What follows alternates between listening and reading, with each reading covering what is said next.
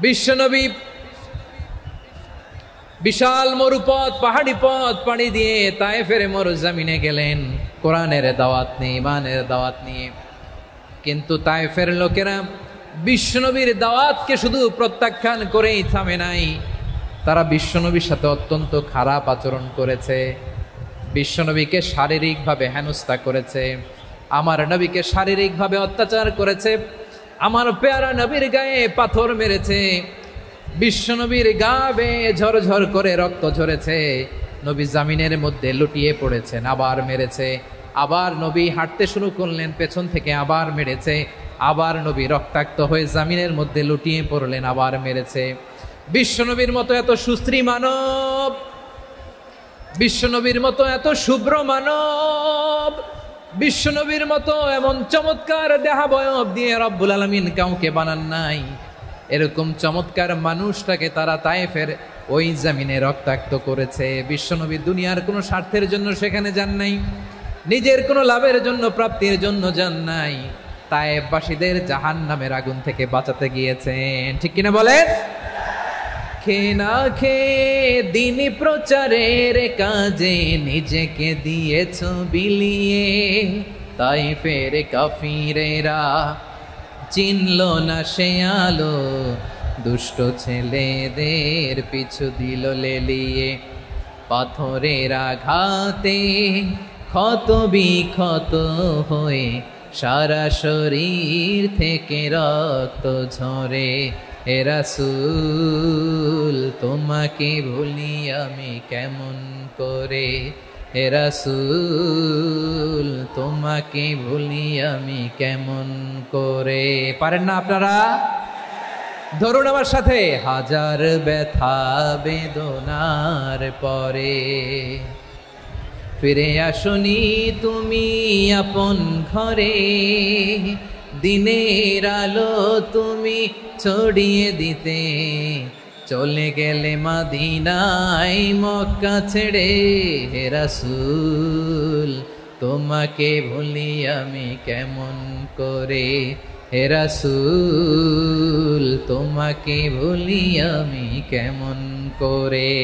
ঠিক কিনা বলেন? প্রিয় ভাইরা, তায়েফের ছেলেরা নবীকে রক্তাক্ত করলো। আমার নবী কই যাবে? কই যাবে? মক্কায় জায়গা নাই, তায়েফে জায়গা নাই। তায়েফ থেকে ভারাক্রান্ত মন নিয়ে আমার নবী মক্কায় ফিরে আসলেন। বিশ্ব নবী মক্কায় ঢুকতে পারেন না।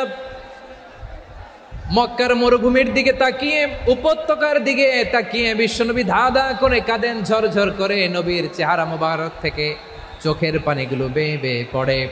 আমার জন্মস্থান, আমার শৈশব, কৈশোর, যৌবন কেটেছে এই মক্কায়, আমার এলাকায় আমি ঢুকতে পারি না। বিশ্বনবী মক্কার অনতি দূরে দাঁড়িয়ে জায়েদকে পাঠালেন, জায়েদ যাও দেখো কেউ আমাকে সাপোর্ট করার মতো আছে কিনা, যাও অমুকের কাছে যাও। জায়েদ গেলেন, তারাও প্রত্যাখ্যান করে ফিরিয়ে দেয়। বিশ্বনবী বললেন যাও অমুক লোকের কাছে যাও, তিনিও প্রত্যাখ্যান করে ফিরিয়ে দিলেন। কেউ বিশ্বনবীকে আশ্রয় দিতে রাজি হয় না। নিজ জন্মভূমিতে বিতাড়িত বিশ্বনবী, সর্বশেষ বিশ্বনবী বললেন যাও মুতঈম ইবনে আদির ঘরে যাও। মুতঈম ইবনে আদি মুশরিক, তার কাছে যাও। গেলেন, মুতঈম ইবনে আদি রাজি হয়ে গেল। সুবহানাল্লাহ বলেন। দেখেন, অনেক বিপদের সময়ও আমি নিজে সাক্ষী, সামাজিকভাবে, রাজনৈতিকভাবে কত ঝঞ্ঝা, কত ষড়যন্ত্র, কত কনস্পাইরেসি পাড়ি দিয়ে আমাদেরকে সামনে এগিয়ে যেতে হয়। এই শত্রুদের ভেতরেও একজনকে দাঁড় করিয়ে দেয় যে আল্লাহর কোরআনের জন্য রেডি হয়ে যায়। পড়েন সুবহানাল্লাহ।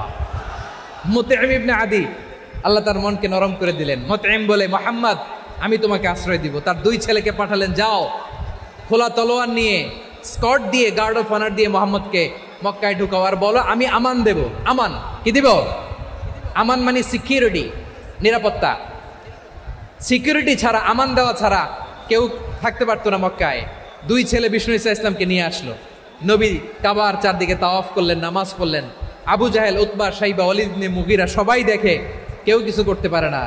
কারণ মুতঈম ইবনে আদি ঘোষণা দিয়েছেন আমি মুহাম্মদকে আমান দিয়েছি, মুহাম্মদের গায়ে যেন কেউ স্পর্শ না করে। আওয়াজ করে পড়েন সুবহানাল্লাহ। নবীর এই বিপদকালে মুহূর্তে মুতঈমের হৃদয়টারে নরম করে দিল কে? আচ্ছা, লালমনিরহাটের ভাইয়েরা বলেন, এই মুতঈম কি মুসলিম ছিল না মুশরিক? সবাই বলতে হবে মুসলিম না মুশরিক। তাহলে মুশরিকের কাছ থেকে নবী পলিটিক্যাল অ্যাসাইলাম, আধুনিক রাষ্ট্রবিজ্ঞানের ভাষায় পলিটিক্যাল অ্যাসাইলাম, যেটাকে বলে রাজনৈতিক আশ্রয়, ওনার আমান বা নিরাপত্তার এই ঘোষণায় তিনি মক্কায় ঢুকলেন। যতদিন নিরাপত্তা ছিলেন। মুতঈম যখন মারা গেল, বিষ্ণু ইসলাম হিজরত করে মদিনায় চলে গেলেন। সুবহানাল্লাহ। কিন্তু মুতঈম যে বিশ্বনবীর উপকার করছে এটা বিশ্বনবী ভুলে নাই। আমাদের অনেকে আছে উপকার করার পরে আর খেয়াল থাকে না, খাওয়ার পরে গলা দিয়ে নামলে আর খেয়াল থাকে না, এরকম আছে না নাই? আমার নবী ভুলে নাই। বদরের প্রান্তরে 70 জন কাফেরকে যখন বন্দী করে বিশ্বনবীর সামনে হাঁটু গেড়ে দাঁড় করানো হলো, বসানো হলো, 70 জন কাফের। কয়জন? বিশ্বনবী তাদের দিকে তাকিয়ে বললেন, সহিহ বুখারীর বর্ণনা, লাউ কানাল মুতঈম ইবনে আদি হাইয়ান সুম্মা কাল্লামানি হাউলাই নাতনা লা তারাকতুহুম লাহু।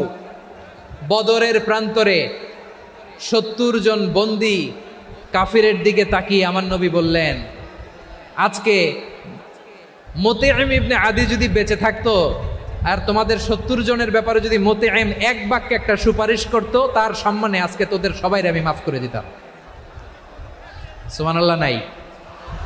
বিশ্বনবী মুতঈমের এই সাহায্যের কথা বলে নাই। 70 জন মুশরিক হাঁটু গেড়ে বসা, নবী চাইলে এখনই এক্সিকিউশন অর্ডার দিতে পারে। তিনি বললেন, আজকে যদি মুতঈম বেঁচে থাকতো আর মুতঈম যদি তোদের জন্য সুপারিশ করতে, এই আবর্জনাগুলোর ব্যাপারে সুপারিশ করতে, আমি মুহূর্তেই তোদেরকে এমনি মাফ করে দিতাম। এবার বলেন, ইসলাম কি ন্যারো মাইন্ডেড না ব্রড মাইন্ডেড? শুধু তাই নয়, যাকে যে সম্মান দেয়ার আমার নবী দিতেন, হোক আস্তিক হোক নাস্তিক, হোক মুসলিম হোক অমুসলিম। বিষ্ণু ইসলাম যখন রোমান সম্রাটের কাছে চিঠি লিখেছেন, আমার প্রিয় লালমনিরহাটের ভাইরা, অল্প কয়েক মিনিট কয়েকটা জরুরি কথা বলবো, এদিকে তাকান, এদিকে। রোমান সম্রাটের কাছে বিশ্বনবী যখন চিঠি লিখলেন মিন মুহাম্মদ রাসূলিল্লাহ ইলা হিরাকলা আযীমির রোম, মুহাম্মদের পক্ষ থেকে হিরাক্লিয়াসের কাছে, যিনি হচ্ছেন আযীমির রোম। এটা নবী নিজ থেকে বানায় লিখছেন, অতিরিক্ত সম্মান দিয়ে। কোন রাষ্ট্রপ্রধান যখন আসে তাদেরকে আমরা কি বলি জানেন? তার নামের শেষে HE এটা লিখতে হয়, H.E. মানে হিজ এক্সেলেন্সি। কি লেখে? হিজ এক্সেলেন্টি, অথবা ইউর হাইনেস, ইউর ম্যাজেস্টি। দেখেন, বিশ্বনবী সাল্লাল্লাহু আলাইহি ওয়াসাল্লাম সব নবীদেরও নবী, তিনি একজন মুশরিক খ্রিস্টান সম্রাট রোমান সম্রাটের কাছে চিঠি লিখতে যেয়ে লিখতেছে, ইলা হিরাকলা আযীমির রোম, হিরাক্লিয়াসের কাছে আমার চিঠি, যিনি রোমের আযীম, হিজ হাইনেস, মানে রোমের অনেক সম্মানিত এক বাহাদুর। আওয়াজ করে বলেন সুবহানাল্লাহ। তার মানে যাকে যে সম্মান দেয়ার এটা বিশ্বনবী দিতেন। এমনকি যেই ইহুদিরা ভালো ছিল, এই ইহুদিদেরও প্রশংসা করেছেন বিশ্বনবী মুহাম্মদুর রাসূলুল্লাহ সাল্লাল্লাহু আলাইহি ওয়াসাল্লাম। এক ইহুদির প্রশংসা করেছেন বিশ্বনবী। ইহুদির কার? আমি তো আমার ভাইয়ের প্রশংসা করি না, আমি তো এক আলেম আরেক আলেমরে স্পেস দেই না, আমি তো এক দায়ী আরেক দায়ীর সাথে বসতে চাই না। আমার নবী ইহুদির প্রশংসা করে। কার প্রশংসা? ওই ইহুদির নাম ছিল মুখাইরিক। সিরাত গ্রন্থ ঘাটলে পাবেন। তিনি বলেছেন, মুখাইরিক খাইরু ইয়াহুদ, Mukhayriq is the best of the Jews. জুইশদের মধ্যে সে সবচেয়ে ভালো। কেন প্রশংসা করলেন তার? এর কারণ মদিনা চার্টারে কথা ছিল সব ধর্মের মুসলিম, মুশরিক, ইহুদিরা মিলে মদিনাকে রক্ষা করবে। কিন্তু 3য় হিজরিতে যখন উহুদের যুদ্ধ শুরু হলো, সবার কথা ছিল যেই আক্রমণ করে আমরা মদিনাকে বাঁচাবো। কোন শহরকে বাঁচাবো? মদিনাকে। কিন্তু কুরাইশরা যখন অ্যাটাক করলো, ইহুদিরা আর আসে না, ইহুদিরা আর বেরোয় না। বিষ্ণু বললেন, ওহে ইহুদিরা, তোমরা না চুক্তি করলে আমার সাথে যে মদিনা বাঁচাতে সবাই ঝাঁপিয়ে পড়বো, আসো।